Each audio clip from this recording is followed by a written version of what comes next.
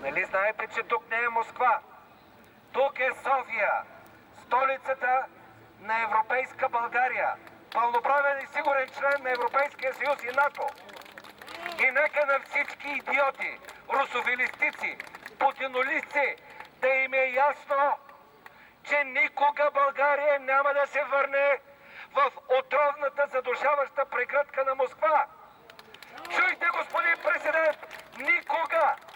Изказванията на Георги Първанов и на Волен Сидеров са опасна провокация, която може да доведе до тежък вътрешен конфликт на разделение на българското общество.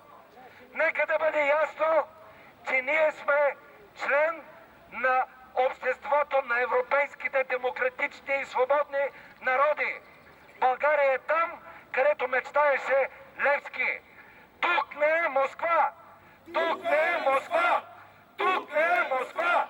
Тук не е Москва! Тук не е Москва! Тук не е Москва! Тук не е Москва! Тук не е